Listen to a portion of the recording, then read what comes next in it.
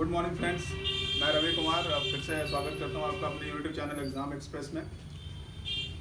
देखिए, अभी SBI PO target के लिए क्लासेस चल रही हैं सेशन। इसी में हम लोग अभी लेके आए हैं बैंकिंग अवेयरनेस का क्लास, जो कि अभी रेगुलर क्लासेस रहेंगी, वीडियोज़ आती रहेंगी, तो हमारे साथ जुड़े रहें। अगर आप इस चैनल पर नए हैं तो उसे सब्सक्राइब करें और शेयर करें अपने फ्रेंड्स के साथ।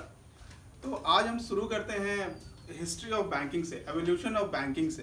ठीक है, कहाँ से बैंक स्टार्ट हुआ इंडिया में, थोड़ा हिस्ट्री जान लेते हैं। देखिए, आप में से कुछ ऐसा सोचेंगे कि हिस्ट्री से तो क्वेश्चन पूछता नहीं है, फिर क्यों ये क्लास? नहीं, ऐसा नहीं है। हिस्ट्री से कुछ क्वेश्चन जरूर पूछे जाते हैं अभी भी।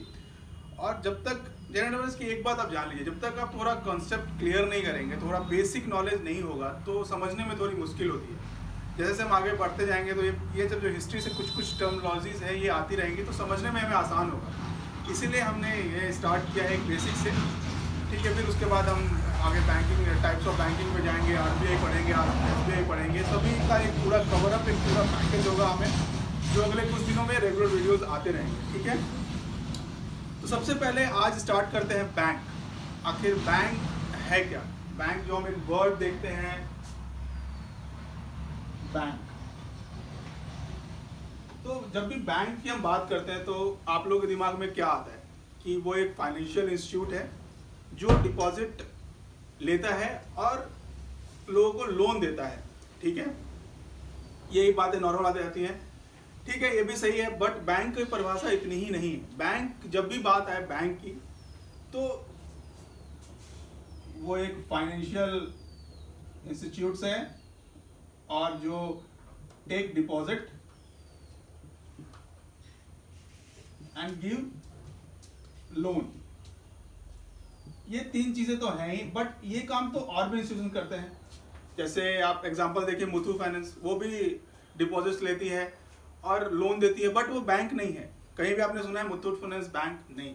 बैंक, जब भी वर्ड बैंक आएगा तो उसके साथ एक चीज जरूर लिखा रहेगा। ये तीन चीजें तो वो फॉलो करेगी। साथ साथ एक चीज आप जरूर याद रखिए कि वो बैंकिंग रेगुलेशन एक्ट 1949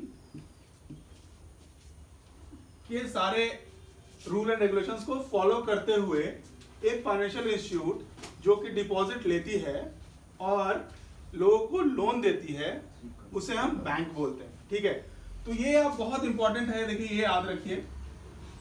देखिए, इस वीडियो में जो भी बातें आएंगी वो सिर्फ ऐसी चीजें हैं जो कि एग्जाम में क्वेश्चंस आ चुके हैं या अभी क्वेश्चन पूछते हैं। तो सो प्लीज इस वीडियो को पूरा देखिए और नोट डाउन जरूर कीजिए।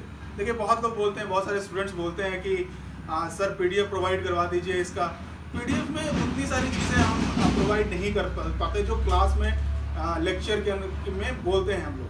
तो जो अपने नोट्स जरूर बनाइए, आप ये ध्यान रखिए, अपने नोट्स जरूर बनाइए, उससे अच्छा कुछ नहीं है। ठीक है, तो इस चीज़ों को जरूर आप नोट डाउन कीजिए। चलिए, ये चीज़ और इसमें हम बनाते हैं। जब भी बैंक की बात होगी तो दो और भी आपको याद रखने के लिए है। ठीक है, दूसरा है नेगोशिएबल इंस्ट्रूमेंट एक्ट, जो कि 1881। ठीक है, नेगोशिएबल इंस्ट्रूमेंट एक्ट 1881। उसके बाद है आरबीआई एक्ट 1935। देखिए, बैंक के जो भी हमारे बैंक्स हैं उसमें जब भी हम पढ़ेंगे ये तीन चीजें आपको जरूर आएंगी उसमें। इससे क्वेश्चंस भी बहुत रहते हैं। पहला है बैंकिंग रेगुलेशन एक्ट 1949, दूसरा है नेगोशिएबल इंस्ट्रूमेंट एक्ट 1881 और आरबीआई एक्ट 1935। इन तीनों चीजों से जरूर भी क्वेश्चन रहते हैं, तो इसको आप जरूर नोट डाउन कीजिए। ठीक है, इसको कैसे कैसे अलग करते हैं, इसका कुछ रूल है। जो भी बैंक्स हैं इंडिया में जो फंक्शन करते हैं वो बैंकिंग रेगुलेशन एक्ट 1949 के अंतर्गत करते हैं। नेगोशिएबल इंस्ट्रूमेंट एक्ट, जैसे एग्जांपल के लिए जो बैंक्स हॉलीडे होते हैं, बैंक में जो भी छुट्टियां होती हैं, उसका चर्चा हमारे नेगोशिएबल इंस्ट्रूमेंट एक्ट में किया गया है। और आरबीआई एक्ट 1935 ये आरबीआई को अधिकार देती है कि वो जितने भी बैंक्स हैं इंडिया में उस पे एज अ नियामक काम करे, एज अ रेगुलेटर काम करे, ठीक है। तो एक कंफ्यूज मत होइएगा, आरबीआई एक्ट 1935 और आरबीआई एक्ट 1934 में आरबीआई एक्ट 1934 क्या है कि वो आरबीआई के कार्य प्रणाली को डिस्कस करता है, उसको डिफाइन करता है कि आरबीआई कैसे काम करेगा। और आरबीआई एक्ट 1935 क्या है कि आरबीआई किस तरह से रेगुलेट करेगा इंडियन बैंकिंग सिस्टम को, ठीक है। तो कंफ्यूजन दूर हो गया, ये चीजें आप समझ लीजिए। उसके बाद थोड़ा हिस्ट्री में जाते हैं, थोड़ा पीछे जाते हैं, थोड़ा समझ लेते हैं, ज्यादा टाइम नहीं लूंगा मैं इसके लिए। तो इंडिया में पहला बैंक जो हुआ, एस्टेब्लिश हुआ, वो कौन सा था? अच्छा एक चीज देखिए, भारत में उस टाइम में जाते हैं, जो पहला बैंक जो एस्टेब्लिश हुआ, पहला बैंक भारत में कौन सा, जो ब्रिटिश द्वारा एस्टेब्लिश किया गया था, वो था बैंक ऑफ हिंदुस्तान, ठीक है। इसको हम लोग बोलते हैं बैंक ऑफ हिंदुस्तान, जो कि 1770 में एस्टेब्लिश किया गया था। ये किसके द्वारा एस्टेब्लिश किया गया था? ब्रिटिशर्स द्वारा। इससे भी क्वेश्चंस कभी कभी पूछे जाते हैं, ये भी फैक्ट कभी आप याद रखिए। उसका एक क्वेश्चन और आता है, ये बताता हूं मैं आपको कि इंडिया का फर्स्ट कमर्शियल बैंक कौन सा था? इंडिया का फर्स्ट कमर्शियल बैंक था इलाहाबाद बैंक, ठीक है। इतना ही याद रखिए आप, इसी से क्वेश्चंस आते हैं, ज्यादा डीप में जाने की जरूरत नहीं है। अच्छा, तो उस समय बैंक क्यों एस्टेब्लिश किया गया इंडिया में? क्योंकि उस समय ब्रिटिश का राज था, ईस्ट इंडिया कंपनी का वहाँ पे राज कर रही थी। तो उन्होंने अपना जो फाइनेंशियल्स जो भी थे, जो भी उनका था, वो बिजनेस करने के लिए उन्होंने बैंक का एस्टेब्लिशमेंट किया, ठीक है। उसके बाद हम लोग आते हैं कि दो चीजें हैं हमारे यहाँ उस टाइम में जो बैंकिंग सिस्टम था। अच्छा, ये आप ध्यान रखिए, ये अभी की हम बात नहीं कर रहे, ये बात कर रहे हैं आज़ादी से पहले की, जब अंग्रेजों का राज था। उस समय बैंकिंग इंडस्ट्री में कोई नियामक नहीं थी। उस समय बैंक कैसे एस्टेब्लिश होते थे कि 10 लोग मिले जिनके पास फंड है, उन्होंने अपना एक पैसा लगाया और एक बैंक की स्थापना कर दी, और जो आसपास के लोगों से डिपॉजिट लिया और उसके बदले में लोन प्रोवाइड किया। तो वो पूरी तरह से प्रॉफिट पे काम करती थी, वो एक प्रॉफिटेबल एजेंसी थी, और उसमें किसी भी लोक कल्याण की भावना होती है वो नहीं थी, ठीक है। तो उस समय जब ये चल रहा था, तो ये जब पूरा जो बैंकिंग सिस्टम था वो काम करता था किस पे? प्रॉफिट पे, ठीक है, प्रॉफिट पे काम करता था। अच्छा, उस टाइम में जो हम लोग बैंक को डिवाइड करते थे, पूरी बैंकिंग सिस्टम को डिवाइड करते थे, वो दो तरह से डिवाइड करते थे। पहला वो बैंक्स थे जो कि एस्टैब्लिश किया गया था इंडियंस द्वारा, ठीक है, और दूसरा वो था जो ब्रिटिशर्स द्वारा एस्टैब्लिशमेंट किया गया था।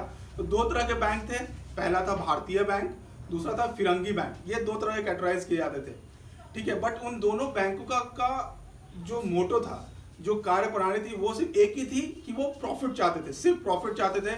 उनको लोक कल्याण की भावना से कोई मतलब नहीं था, गरीब कुनबे के लोगों से कोई मतलब नहीं था। वो अपनी ब्रांचेस या अपना जो संस्था था, अपना जो उनका ऑफिस था, वो कहाँ एस्टेब्लिश करते थे? वैसे जगह पे जहाँ ज़्यादा अमीर लोग रहते हैं, वैसे जगह पे जहाँ पे बिजनेसमैन लोग रहते हैं। और वो पैसे इन्वेस्ट कहाँ करते थे? जहाँ से उनको सिर्फ प्रॉफिट मिल सके बहुत कम टाइम, ठीक है। कोई नियामक नहीं था, तो लोन जो भी लोन दिया जाता था उसके लिए कोई रूल रेगुलेशन नहीं था। जो उन बैंक के जो मालिक होते थे, उनकी जिनको मर्जी होती थी, उनको वो लोन प्रोवाइड करते थे, ठीक है। और जो गरीब लोग थे, जिनको उस समय बैंकिंग की बहुत ज़रूरत थी देश के डेवलपमेंट के लिए, उनको इससे कोई प्रॉफिट नहीं हो रहा था। तो ऐसे चल रही थी, एक अव्यवस्था फैल रही थी बैंकिंग सिस्टम में। तो ये सब देखते हुए अच्छा, एक चीज़ और मान लीजिए, एक चीज़ और जान लीजिए इसी टर्म में, थोड़ा कंफ्यूज नहीं होइएगा। जो ये बैंक्स थे, इनका मैक्सिमम इन्वेस्टमेंट जो होता था, मैक्सिमम जो इनका फंड था, वो उस टाइम में यूएसए में इन्वेस्ट होता था। जो इंडियन बैंक थे, वो जो वहाँ पे एक्सपोर्ट इंपोर्ट करते थे, उनमें वो पैसे लोन के रूप में प्रोवाइड करते थे। और जो विदेशी बैंक थे, जो कि ब्रिटिशर्स द्वारा एस्टेब्लिश किए गए थे, वो अपना सारा फंड इन्वेस्ट करते थे यूएसए के स्टॉक मार्केट में। तो जो इंडियन बैंकिंग सिस्टम का मैक्सिमम फंड था, वो यूएसए में इन्वेस्टेड था, ठीक है। ये जान लीजिए आप। तो उसी टाइम में जो सारी व्यवस्था चल रही थी, और बहुत दिनों तक ऐसा ही चला, बैंकिंग सिस्टम इंडिया में पूरी तरह प्रॉफिट के रूप में काम करता रहा। तो उस टाइम में एक एक कमेटी का एस्टेब्लिशमेंट हुआ, इसको हम लोग बोलते हैं हिल्टन यंग कमेटी। ये याद रखिए, बहुत इंपॉर्टेंट है, बहुत बार ये क्वेश्चन पूछा गया है हिल्टन यंग कमेटी से रिलेटेड, तो आप इसको याद रखिए। ये कब एस्टेब्लिश हुआ? हिल्टन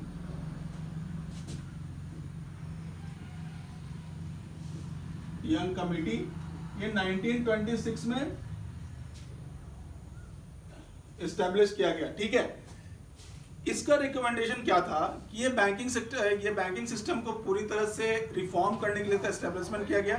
तो इन्होंने 1926 में ये रिकमेंड किया कि देखिए भारत में जो बैंकिंग व्यवस्था है वो पूरी तरह से उसे कोई रूल रेगुलेशन नहीं है, ये पूरी तरह से प्रॉफिट पे है, और ये जो फंड इन्वेस्ट हो रहे हैं ये बहुत मुश्किल है कि मान लीजिए कुछ होता है आगे तो ये वापस नहीं आएंगे। ठीक है, तो इससे भारत की अर्थव्यवस्था पर बहुत खराब असर पड़ेगा, और जो भी बैंक्स हैं वो गरीब लोगों को या देश के डेवलपमेंट में कोई भागीदारी नहीं निभा रहे हैं।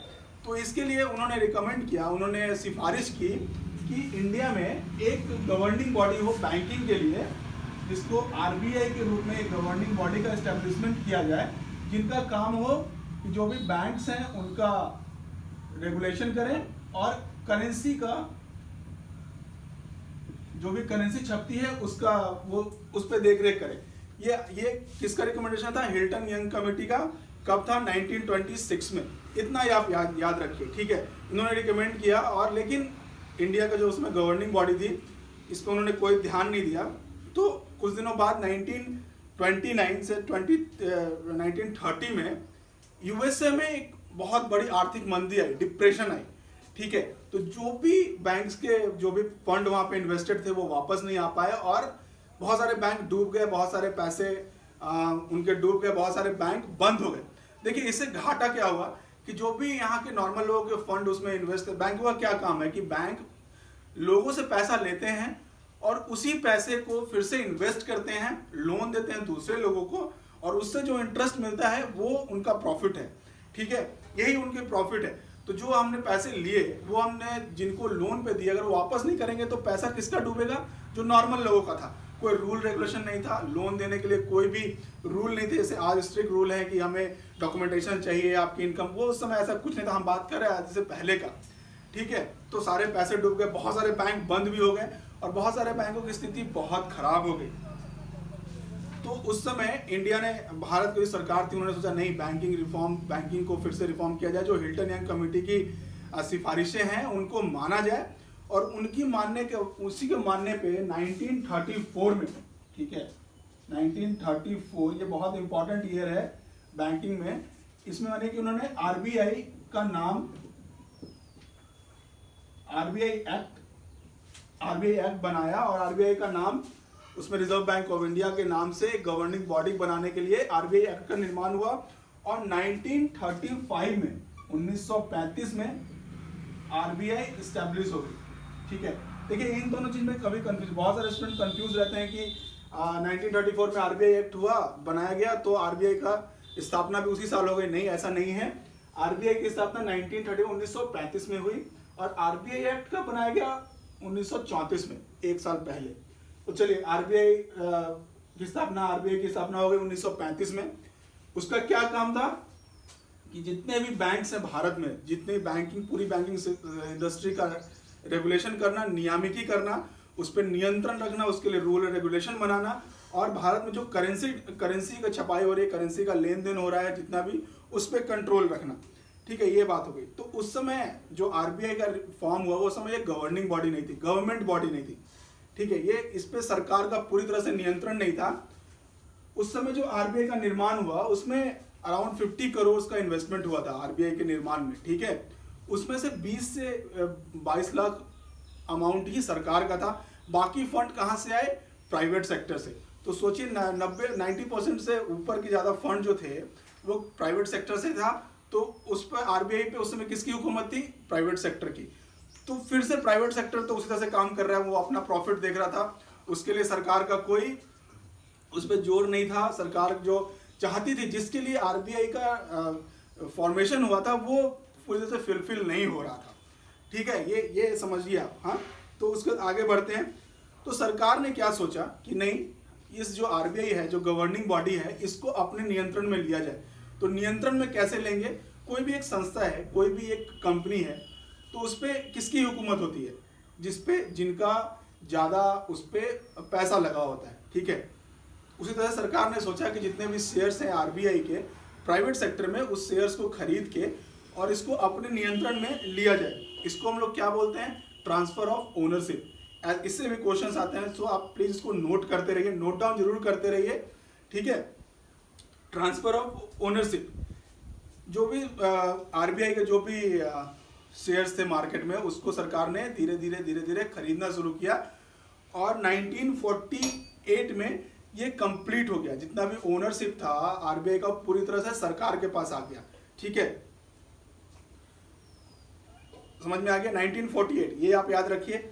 और 1949 में आरबीआई का नेशनलाइजेशन किया गया, ठीक है, राष्ट्रीयकरण किया गया। मतलब वो पूरी तरह से सरकार के नियंत्रण में आरबीआई आ गई, ठीक है। तो आरबीआई, इस तरह से आरबीआई का एस्टेब्लिशमेंट हुआ। आप समझ गए होंगे कितना ये एक प्रोसेस है, एक बैंकिंग एवोल्यूशन का जो प्रोसेस है आरबीआई के एस्टेब्लिशमेंट तक, ठीक है। तो 1949 में इसका एस्टेब्लिशमेंट हो गया। चलिए, हमने जितनी पढ़ाई की इसको थोड़ा सा एक क्विक रिकॉल करते हैं, क्विक याद करते हैं। तो सबसे पहले स्टार्ट करते हैं बैंक। बैंक क्या है? एक फाइनेंशियल इंस्टीट्यूट है जो कि डिपॉजिट लेती है और लोन लोगों को देती है, लेकिन वो दूसरे फाइनेंशियल इंस्टीट्यूट से अलग कैसे है? क्योंकि वो बैंकिंग रेगुलेशन एक्ट 1949 के जितने भी रूल रेगुलेशन है उसके अंतर्गत काम करती है, ठीक है। तो ये 3 एक्ट आप जरूर याद रखिए जब भी बैंक की हम पढ़ाई करेंगे, आगे भी इसके स्टेप बाय स्टेप करेंगे। उसमें negotiable instrument act 1881, RBI act 1935, इन्हीं तीनों एक्ट के, यही तीनों जो एक्ट हैं इसके अनुसार बैंकिंग आगे बढ़ता है, ठीक है। तो उस समय जो भारत का पहला बैंक था वो बैंक ऑफ हिंदुस्तान था, जो 1770 में एस्टेब्लिश हुआ। ये विदेशी द्वारा, या उसमें बोलते हैं ब्रिटिश, जो अंग्रेज थे उनके द्वारा एस्टेब्लिश किया गया था। इंडिया का फर्स्ट कमर्शियल बैंक कौन था? इलाहाबाद बैंक था, ठीक है। यहाँ तक आप समझ में आ गए। तो जो उस बैंकिंग इंडस्ट्री काम कर रही थी वो दो भागों में उसको कैटेगराइज किया गया है, भारतीय बैंक और फिरंगी बैंक, ठीक है। उन दोनों बैंकों का क्या काम था? सिर्फ प्रॉफिट। वो देश के जो उसके डेवलपमेंट में कोई हिस्सेदारी नहीं थी। तो 1926 में हिल्टन यंग कमेटी एक इस्टेब्लिश हुई बैंकिंग रिफॉर्म, मतलब बैंकिंग के जो भी दिशा निर्देश था उसको जारी करने के लिए, देखने के लिए कि जो अव्यवस्था है तो उसको कैसे दूर किया जाए।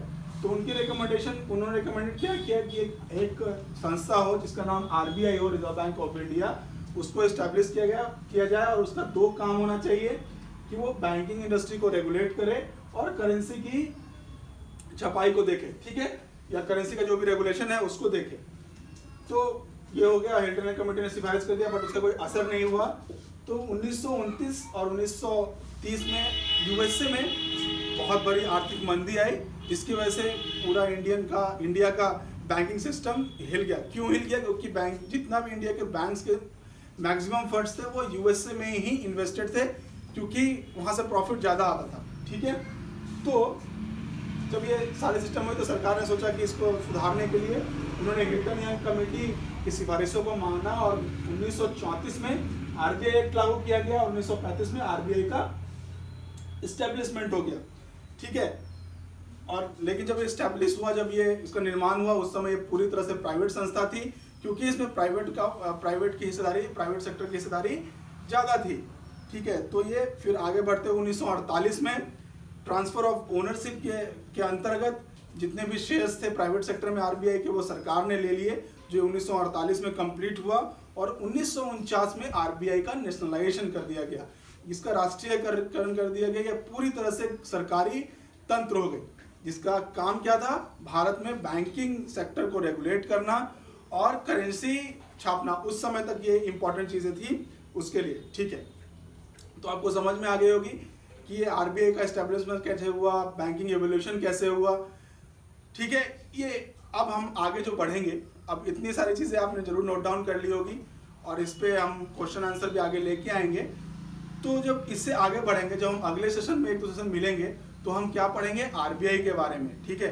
देखिए थोड़ा सा लंबा सेशन होगा, 4-5 वीडियोस आएंगे, क्योंकि ये बहुत लंबा है और डीप है। तो जब भी आप हमारे सेशन में आएँ, जरूर इसको नोट डाउन करें और इसका नोट्स ज़रूर बनाएं, और जो भी कन्फ्यूज़न हो आपको हमारे कमेंट सेक्शन में लिख के ज़रूर बताएं। इससे हमें पता चलेगा कि हमें और भी कुछ इसमें ऐड करना है या नहीं करना है। ठीक है, तो चलिए मिलते हैं अगले सेशन में। तब तक के लिए थैंक यू वेरी मच। अच्छे से रहिए, खुश रहिए, आपका दिन मंगलमय हो। Thank you.